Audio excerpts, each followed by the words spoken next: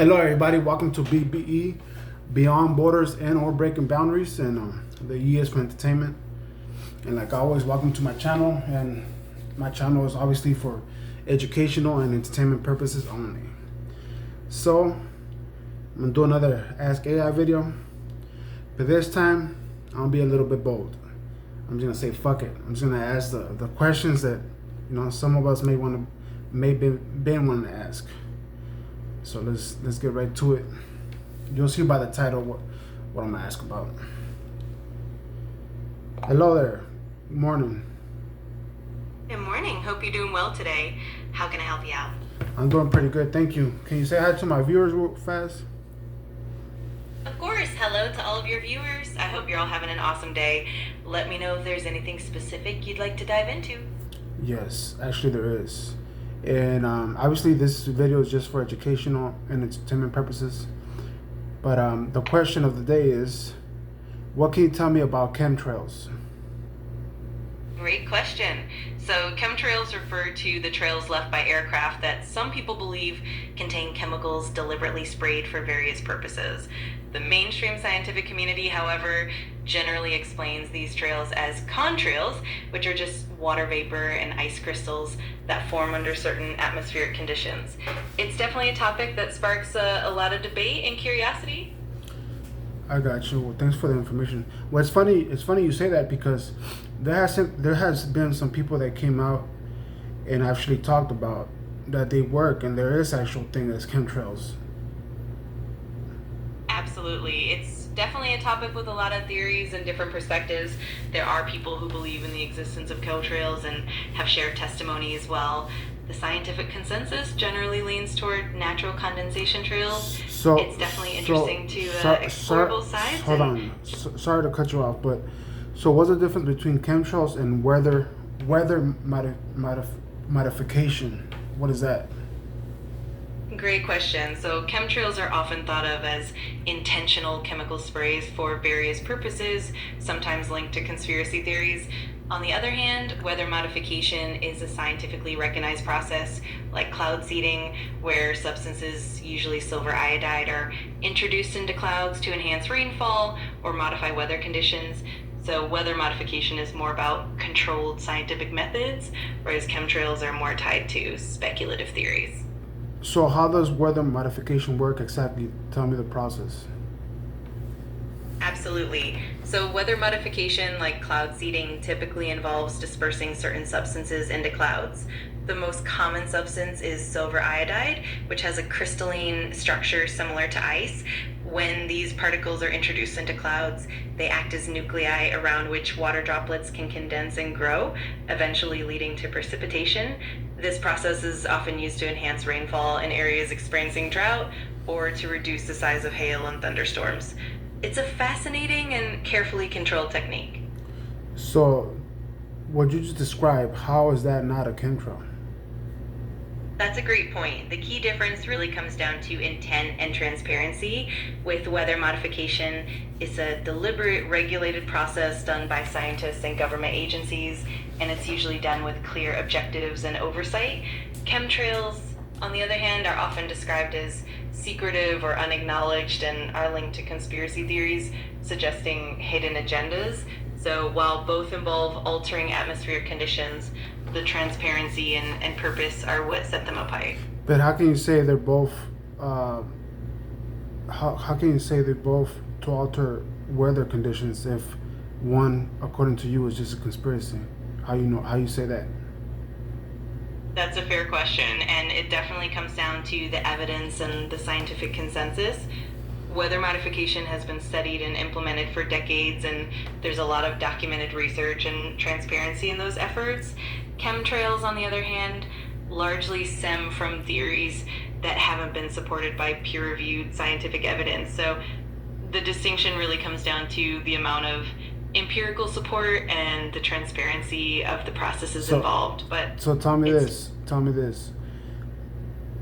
Correct me if I'm wrong. Hold on, let me speak. Correct me if I'm wrong. You said weather modification or cloud seeding. So this has been happening for decades. So how can people not see that and just the term chemtrail came from people looking up and seeing that. So how's that not the same thing? Yeah, I totally get where you're coming from. A lot of it really comes down to perception and the way people interpret what they see in the sky. Sometimes the patterns and the persistence of contrails can look unusual and lead to those theories. It's definitely a nuanced topic, and it's interesting to see how different perspectives come about, even if the scientific explanations are well established. But it's not a what do you say? The term chemtrail came literally from cloud seeding. It didn't come. The term chemtrail didn't just come out of nowhere, and cloud seeding was a separate thing. People started calling it chemtrails because they didn't have some way to express it. That's just the terminology they came up with, and then they the government denied all this, and then now they're saying there's a such thing as cloud seeding, and now you're telling me that that's a different thing. I totally understand your perspective. The terminology and the historical context definitely play a big role in how these concepts evolved. Over time, the language and the explanations have become more refined, and the scientific community has clarified the difference between natural contrails, weather modification, and the chemtrail theories. It definitely can be confusing, especially when the terms overlap and people are trying to make sense of what they see. But you're telling me they're not the same thing? In essence, they're related but distinct. Weather modification, like cloud seeding, is a recognized scientific practice with a clear purpose and transparency.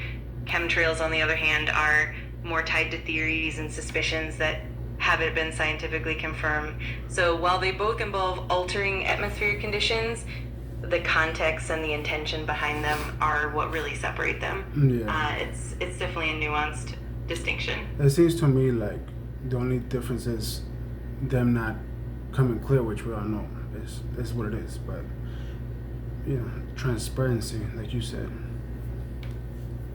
Absolutely. Transparency really is at the heart of it. When there's openness and clear scientific backing, it helps build trust and understanding. Without that transparency, it can definitely lead to more speculation and confusion.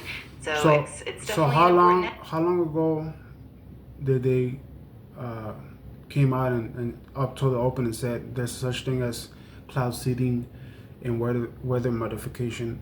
There's such thing. How long ago did that happen? That it came out publicly that people working in it or behind it said there's such thing going on, but this is what it is. Yeah, weather modification and cloud seeding have actually been around for quite a while. Cloud seeding was first experimented with in the 1940s. No, okay. I'm not asking you when did it came out or when did it come out publicly. When did officials or people that run those programs publicly came out and admitted to there being a such thing? Got it. That makes sense. Officials and scientists have been publicly acknowledging cloud seeding and weather modification for decades. For example, by the 1950s and 60s, government agencies and researchers in the US and other countries were openly discussing and conducting cloud seeding projects.